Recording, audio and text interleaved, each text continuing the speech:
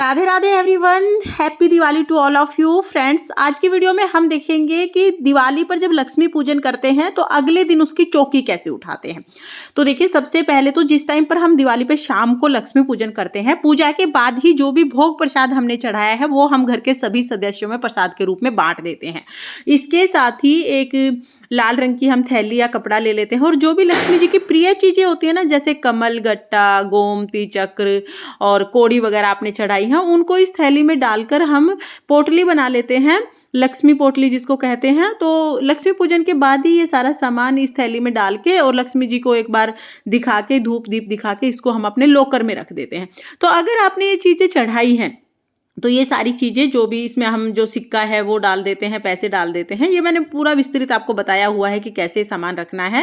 तो लक्ष्मी पोटली अगर आप बनाते हैं तो लक्ष्मी जी की जो प्रिय चीज़ें हैं वो लक्ष्मी पूजन के बाद ही हम पोटली में डालकर अपने लॉकर में रख लेते हैं। बहुत लोगों का प्रश्न आया था कि ये पोटली हमें कब रखनी है, तो ये लक्ष्मी पूजन के दिन ही, दिवाली के दिन ही हमें रखनी है। उसके बाद हम क्या करते हैं, जो जल का लोटा हमने चढ़ाया है ये आप तारों को अर्घ दे सकते हैं या आप पौधों में सींच सकते हैं। दिवाली को लक्ष्मी पूजन करने के बाद सिर्फ इतना ही सामान हमें चौकी से उठाना है, बाकी पूरी चौकी रात को ऐसे ही लगी रहेगी। तो चौकी इसी तरह से लगी रहेगी, पूरी रात दिया जलता रहेगा। अगले दिन सुबह स्नान आदि करने के बाद फिर हमें ये चौकी उठानी है। तो अगले दिन चौकी उठाई जाती है। अगले दिन जब हम चौकी उठाएंगे तो सारा सामान का हमें क्या करना है ये हवा में देख लेते हैं। सबसे ज्यादा तो प्रश्न आता है कि कलश का क्या करना है। तो देखिए, सबसे पहले मैं आपको कलश ही उठा के दिखा देती हूँ। तो कलश जब हम उठाएंगे तो कलश पर जो नारियल है, नारियल का जो कलावा है वो तो आप मंदिर में जो भी आपके देवी देवता हैं उनको आप पहना सकते हैं, उनके ऊपर आप चढ़ा सकते हैं ये। और जो नारियल है, नारियल को काट के हम प्रसाद बना लेते हैं और घर में सभी सदस्यों को हम ये प्रसाद खिलाते हैं। देखिए, लक्ष्मी पूजन की जो भी चीजें होती है ना, दिवाली पूजन की, वो सब घर में ही यूज की जाती हैं, दान नहीं की जाती हैं। नारियल का प्रसाद बांट देंगे हम घर में सभी को। उसके साथ ही जो चावल है वो अभी हम इकट्ठा कर लेते हैं सारे, और जो बर्तन हमने यूज किए हैं वो साफ करके दोबारा हम घर में यूज करेंगे। इसके साथ ही देखिए, पत्ते अभी हम यहीं रख लेते हैं। और जो कलश है, कलश में जो जल डला हुआ है उस जल के छींटे पहले हम पूरे घर में लगाएंगे। तो आप हाथ से छींटे लगा सकते हैं या फूल आदि से आप छींटे, पूरे घर में हम छींटे लगा देंगे। उसके बाद ये जो जल है वो हम पौधों में सींच देंगे। और जल जब हम सींचेंगे तो इसमें से सुपारी और जो सिक्का निकलेगा वो हमें रख लेना है। सिक्के को हम अपने पास रखेंगे, सुपारी को दोबारा हम पूजा में यूज कर लेंगे। बाकी जो भी जल है लोटे का उसको हम पौधों में सींच देंगे और लोटे को हम साफ करके दोबारा यूज करेंगे। इसके साथ ही जितने भी फूल पत्ते हमने चढ़ाए हैं उनको सभी को हम एक जगह इकट्ठा कर लेंगे। और या तो आप इनका भूमि विसर्जन कर दीजिए या आप गमलों में डाल दीजिए, खाद बन जाएगी। तो घर में जो गमले हैं वहां आप डाल सकते हैं। और जो भी जोत हमने लिए पीतल की है तो उसको साफ करके दोबारा यूज करेंगे। साथ ही जो मिट्टी के दिए हमने जलाए हैं इनका विसर्जन किया जाता है। तो आप जितने भी दिए आपने घर में जलाए हैं सारे इकट्ठे कर लीजिए। जब भी कभी किसी पवित्र नदी में आप जाएंगे तो वहां पर विसर्जित कर सकते हैं या आप इनका भूमि विसर्जन भी कर सकते हैं। इसके साथ ही जो भी सप्त धान हमने लिए, 7 अनाज जो हमने लिए हैं, ये हमें अपने घर में यूज करने हैं। जैसे धनिया आपने लिया है, सब्जी में यूज कर सकते हैं। बाकी जौ वगैरह जो है वो आप पूजा में यूज कर सकते हैं। तो सारी चीजें हमें घर में यूज करनी है। अपनी किचन में डब्बों में डाल लीजिए और इनको आप आराम से घर में यूज कर सकते हैं। इससे कहते हैं कि किचन में हमेशा भंडारे भरे रहते हैं, अन्नपूर्णा माता की कृपा बनी रहती है। तो ये सारे भी आपको अपने घर में ही रखने हैं। इसके साथ ही जो धनतेरस पर बर्तन खरीदे थे वो भी हम उठा के अपना घर में यूज करना शुरू कर देंगे। और साथ में ही जो भी आपने, जैसे चांदी का सिक्का तो मैंने पोटली में ही रख दिया था, जो भी सोने की चीज है वो अपने आप पहनना शुरू कर दीजिए या लॉकर में रख लीजिए।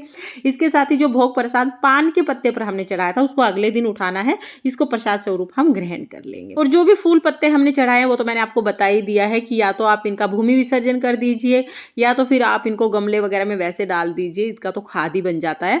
बाकी बहुत से लोग जो कमल का फूल हम लक्ष्मी जी को चढ़ाते हैं ना, इसको अपने लॉकर में रख लेते हैं या अपने घर में रख लेते हैं, सूख जाता है तब भी उसको रखे रहते हैं। तो आपकी मर्जी है, आप चाहे तो इस फूल को अपने पास रख सकते हैं या फिर आप चाहे तो बाकी जो फूल हैं उनके साथ ही इनका विसर्जन कर सकते हैं।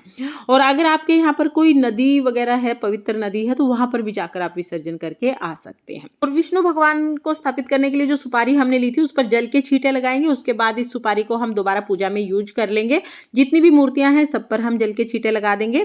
जो जनेऊ हमने चढ़ाए हैं, इस जनेऊ को अगर घर में कोई जनेऊ पहनता है तो पहन सकता है, अगर घर में कोई जनेऊ नहीं पहनता है तो भगवान जी पर जो जनेऊ हमने चढ़ाए हैं ना, मंदिर में जो मूर्तियां हैं उनको हम चढ़ा सकते हैं। चुनरी भी हम मंदिर में माता को चढ़ा सकते हैं।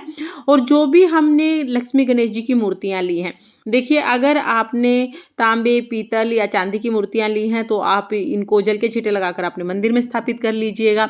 और अगर आपने मिट्टी की मूर्तियां ली हैं तो उनका विसर्जन किया जाता है। तो कोई भी नदी हो आपके आसपास उसमें विसर्जन करके आप आ सकते हैं, या जल के छींटे लगाकर लाल कपड़े में लपेटकर आप घर पे भी रख सकते हैं। जल के छींटे लगाना जो होता है ना, वो विसर्जन का ही एक स्वरूप होता है। तो आप चाहें तो इनको विसर्जित कर सकते हैं, आप चाहें तो जल के छींटे लगाकर इनको घर पर भी रख सकते हैं। इसके साथ ही जो खीलों की वर्षा हमने की थी, जो प्रसाद हमने चढ़ाया था, सबको हम इकट्ठा कर लेंगे। इधर उधर नहीं डालना है किसी भी चीज को। ये प्रसाद इकट्ठा करके हम प्रसाद स्वरूप इसको ग्रहण कर लेंगे, आप प्रसाद स्वरूप इसको खा सकते हैं। और जो भी चावल हमने यूज किए हैं, तो देखिए चाहे कम चावल यूज किए हों चाहे ज़्यादा चावल यूज किए हों आपने पूजा में, सारे हम इकट्ठे कर लेंगे। और ये जो चावल हैं ये हम अपने किचन में बना के प्रसाद इसका बनाएंगे। यानी आप चावल बना सकते हैं, खीर बना सकते हैं, अन्नकूट में ये डाल सकते हैं। तो इसको हमें पका के घर में सभी सदस्यों को खा लेना है। या जो आपके चावल का डब्बा है या चावल जहाँ पर भी आप स्टोर करते हैं उन चावलों में हम इनको मिला लेंगे। तो ये हमें घर पर ही यूज करने हैं, कोई चीज़ दान नहीं की जाएगी। इसके साथ ही जो भी हमने चौकी पर कपड़ा बिछाया है उसको हम साफ करके दोबारा पूजा में यूज करेंगे, चौकी को दोबारा पूजा में यूज करेंगे।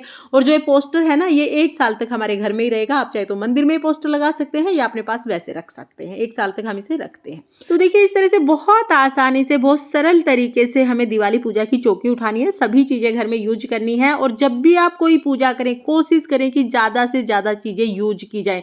चीजों को पीपल के नीचे या नदी के किनारे से फेंक के ना आए, क्योंकि हमारे भाव जुड़े हुए होते हैं। जितने भाव से हमने पूजा की है ना, विसर्जन भी हमें उतने ही भाव से करना चाहिए। तो दिवाली पूजा की चौकी उठाने का सरल सा तरीका आपको कैसा लगा कमेंट करके जरूर बताना। अगर ये वीडियो आपको पसंद आई हो, वीडियो आपके लिए थोड़ी बहुत भी यूजफुल हो, तो प्लीज वीडियो को लाइक कर देना। और हम महिलाएं घर में तीज त्योहार कैसे करते हैं ये देखने के लिए मेरे चैनल को सब्सक्राइब कर लेना। माँ लक्ष्मी की कृपा आप सभी पर बनी रहे और ये दिवाली आप सभी के लिए मंगलमय हो। जय माँ लक्ष्मी। राधे राधे।